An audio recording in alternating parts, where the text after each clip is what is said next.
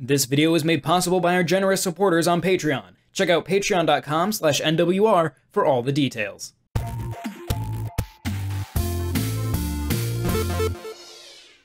At PAX West 2019, I played a handful of games using a keyboard and mouse that are planned for release on Switch, and Immortal Realms Vampire Wars stood out to me for its turn-based strategy gameplay, interesting combat, and gothic setting. Across 3 campaigns, you play as the leaders of different factions of vampires, each with its own units and abilities. On top of this is a card system that allows you to play cards to enhance your troops or debilitate your foes, among other things. The culmination of card mechanics, strategy gameplay, and empire management shows a lot of promise. The mist-covered mountains of Warmond have belonged to the Dracul for as long as historians can remember. It is there they have gathered their strength. It is there they have raised new initiates from amongst the humans, granting them the gift of immortality. The rulers of the clan, Vlad and Cecilia Dracul, reign side by side from the heart of the country. Together they have shaped Warmond, unchallenged by outside forces for centuries. But moonlight is not the only illumination this night. Flames rise towards the sky, and sounds of battle echo in the night. As the news reach them, they cannot help but wonder, what change will arrive at dawn? In the 50-minute demo, I was introduced to the Lord and Lady of the Dracul clan in a brief cutscene, Vlad and Cecilia. Cecilia takes on a mission to hunt down a group of humans who've put one of the Dracul villages to the torch. When the game proper begins, you're given a set of 3 cards before seeing the top-down view of the territory where the mission takes place. This is called Kingdom Mode. The map is divided into spaces called provinces that house towns, forests, and other elements that can be interacted with in different ways. You can claim these spaces in order to recruit troops for your army or acquire new cards from them, for example, and you'll also gain clan experience that allows you to add and improve traits across a skill tree. Once you've bolstered your forces and finished your recruiting drive, it's time to track down your targets and enter combat mode.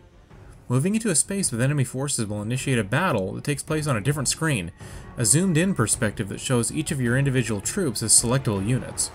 This part of the game reminds me of Fire Emblem and Heroes of Might and Magic, and it will likely feel familiar for turn-based strategy fans.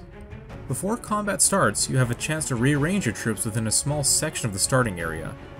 Afterwards, you take turns moving your units around the grid-like map and attacking your enemies, with turn order being displayed at the top of the screen. The objective of the battle I played was to destroy all of the opposing units, and there are a few elements that made Immortal Realms stand out for me. One is that during your turn you can spend stamina to play cards to improve your chances of winning.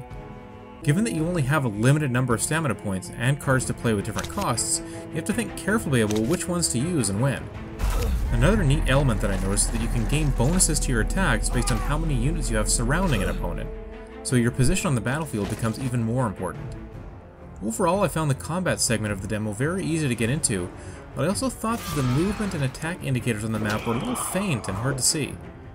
Given that so much of the screen uses dark colors for the environment, it would have been nice to see brighter lines and lights used to show where you could move the units and what your attack range was.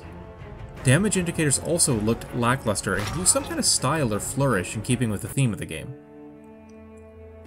Immortal Realms Vampire Wars plays like a combination of familiar games, but this is coming from someone who is fairly experienced in the turn-based strategy genre. There are a lot of little things to learn at the outset, and this could be a somewhat daunting task for newer players.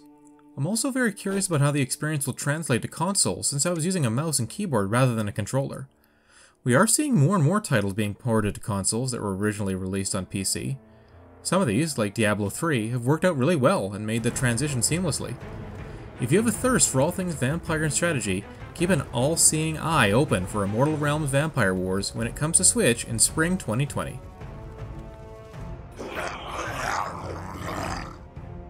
This video is made possible by our generous supporters on Patreon. Did you know that Nintendo World Report is funded directly by fans like you? When you support Nintendo World Report on Patreon, you get immediate access to multiple exclusive podcasts every month, exclusive Discord channels, an early look at select content, and more, all for as little as $1 a month. Check out patreon.com/NWR for all the details.